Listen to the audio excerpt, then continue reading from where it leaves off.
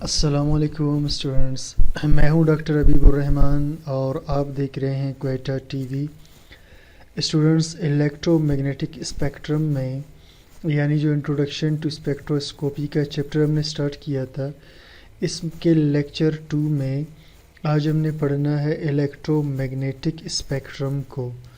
इससे पहले स्टूडेंट्स, अगर आपको याद हो, हमने इंट्रोडक्शन टू स्पेक्ट्रोस्कोपी में लेक्चर 1 डिस्कस किया, जिसमें हमने इलेक्ट्रोमैग्नेटिक रेडिएशंस को डिस्कस किया था। और आज हम इसके में पढ़ रहे हैं इलेक्ट्रोमैग्नेटिक स्पेक्ट्रम को। तो थोड़ा सा मैं आपको ज़रा कॉन्सेप्ट स्टूडेंट्स समझाने की कोशिश करता हूँ, फिर हम इसे डिस्कस करते हैं। अब स्टूडेंट्स देखिए, फ़र्ज़ करते हैं ये सूरज है और सूरज से लाइट ज़मीन की तरफ आ रही है, सही। इसे हम आम तौर पर कहते हैं वाइट लाइट। सूरज से आने वाली रोशनी को हम क्या कहते हैं स्टूडेंट्स? वाइट लाइट इसे हम कहते हैं, ठीक। अब ये रोशनी जब स्टूडेंट्स ज़मीन की तरफ आती है और ज़मीन पर पहुंचती है तो ज़मीन को रोशन करती है। अब हमें तो ये एक ही रोशनी नज़र आती है, लेकिन स्टूडेंट्स अगर इसी रोशनी के सामने हम कोई प्रिज्म रख दें, प्रिज्म स्टूडेंट्स 3 कोने वाला शीशे का एक बॉक्स जैसा स्ट्रक्चर होता है, तो इस प्रिज्म को अगर हम इसके सामने रख दें तो हम देखेंगे कि प्रिज्म से गुज़रने के बाद ये जो लाइट होती है जो सूरज से आ रही है, ये मुख्तलिफ रंगों में, ठीक है,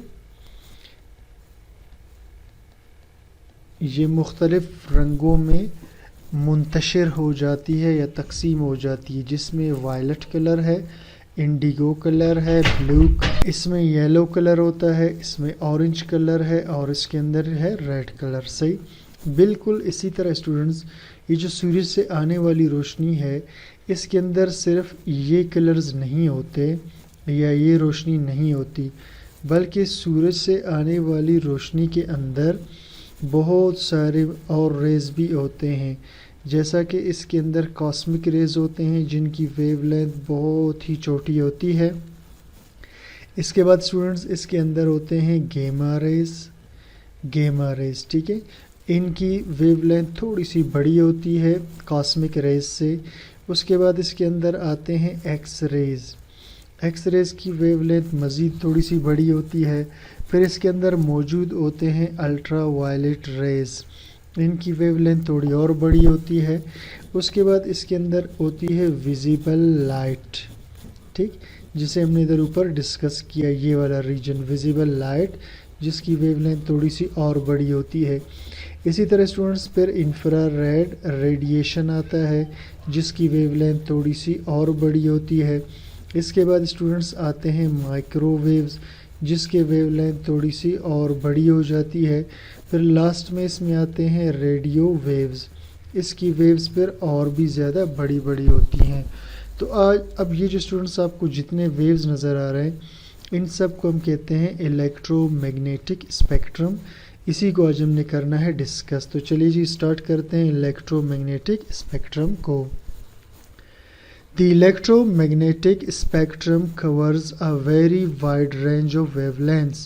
इलेक्ट्रोमैग्नेटिक स्पेक्ट्रम कवर करता है एक बहुत वसी, वेरी वाइड का मतलब है वसी पैमाने को, रेंज का मतलब है पैमाना, एक वसी पैमाने पर वेवलेंथ्स को। यानी इलेक्ट्रोमैग्नेटिक स्पेक्ट्रम में बहुत सारे वेवलेंथ्स मौजूद होते हैं and the radiations of different wavelengths, और उसमें रेडिएशंस होती हैं मुख्तलिफ वेवलेंथ्स की।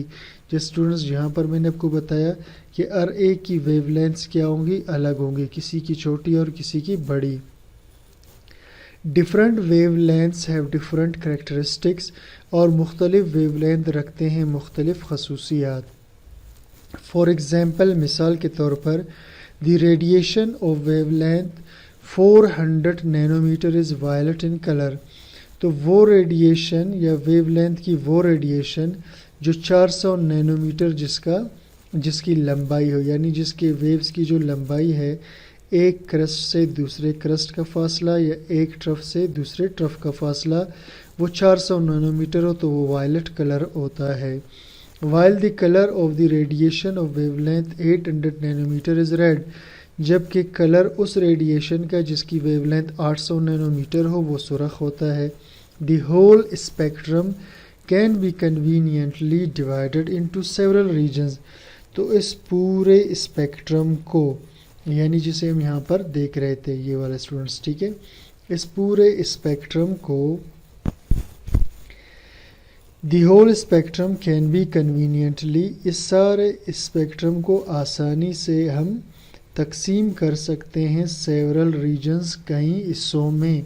Each reason being defined by the limits of any of the 4 parameters, और हर रीजन की हम तारीफ़ करेंगे, ठीक है, by the limits of any of the 4 parameter, 4 पैमानों की, ठीक है, 4 पैमानों की हद तक, यानी 4 पैमाने यूज़ करेंगे हम उसको नापने के लिए। या तो हम उसको वेवलेंथ के ज़रिए नापेंगे, या हम उसको फ्रीक्वेंसी, जिसे आप सिंपली रफ्तार कह सकते हो, या वेव नंबर, उसके वेव्स की तादाद के लिहाज से हम उनको नापेंगे, या फिर एनर्जी के लिहाज से, ठीक।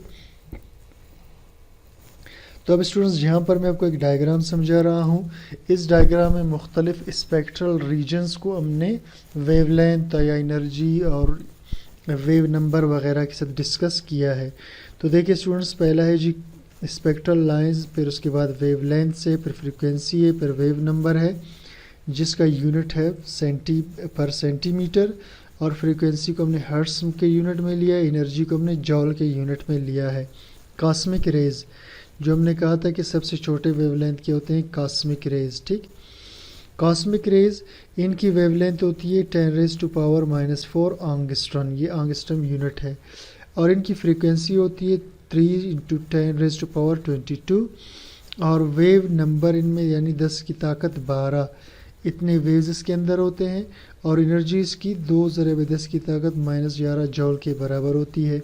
उसके बाद एक गेमा रेज, जिनकी वेवलेंथ 10⁻³ एंगस्ट्रॉम, एक्स रेज जिनकी wavelength 10⁻⁻1 angstrom, ultraviolet rays जिनकी लंबाई 100 एंगस्ट्रॉम है।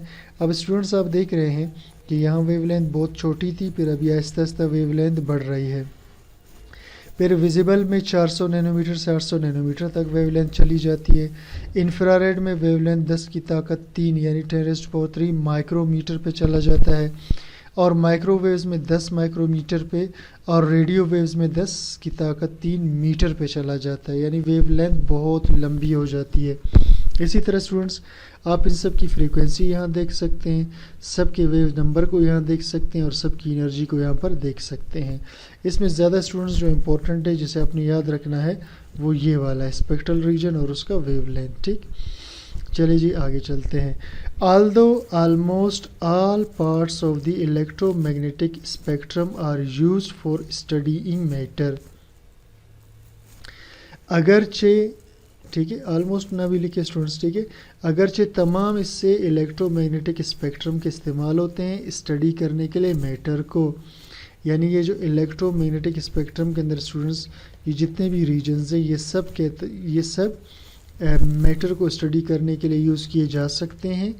इन organic chemistry we are mainly concern, लेकिन ऑर्गेनिक केमिस्ट्री में हमारा जो ज़्यादातर ताल्लुक़ रहेगा विद ओनली 4 रीजन, 4 रीजन के साथ। उसमें अल्ट्रा वायलेट रीजन है, विजिबल लाइट है, उसके बाद इंफ्रारेड रीजन है, और उसके बाद रेडियो वेव है, ठीक है students.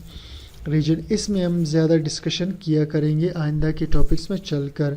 Different parameters are to describe the electromagnetic radiations in different regions, मुख्तलिफ पैरामीटर्स यानी पैमाने इस्तेमाल किए जाते हैं वजाहत करने के लिए इलेक्ट्रोमैग्नेटिक रेडिएशन का मुख्तलिफ इलाकों में। इन सम रीजन्स, कुछ इलाकों में electromagnetic radiation is described, electromagnetic radiation की वजाहत करते हैं इन टर्म्स ऑफ वेवलेंथ, यानी हम इसे वेवलेंथ में डिस्कस करते हैं। वाइल इन अदर रीजन्स, कुछ इलाकों में डिस्क्राइब्ड इन वेव नंबर, हम इसे वेव नंबर में डिस्कस करते हैं। And in still other regions, और दूसरे इलाकों में it is described in terms of frequency, हम इसे फ्रीक्वेंसी में डिस्कस करते हैं। तो स्टूडेंट्स ये था आज का हमारा लेक्चर जिसमें हमने इलेक्ट्रोमैग्नेटिक स्पेक्ट्रम को डिस्कस किया। उम्मीद करता हूँ स्टूडेंट्स आपको लेक्चर समझ में आ गया है। कोई चीज़ क्लियर ना हो तो कमेंट सेक्शन में स्टूडेंट्स मुझे ज़रूर बता दीजिएगा और चैनल को सब्सक्राइब लाइक शेयर ज़रूर कीजिए। Thank you for watching.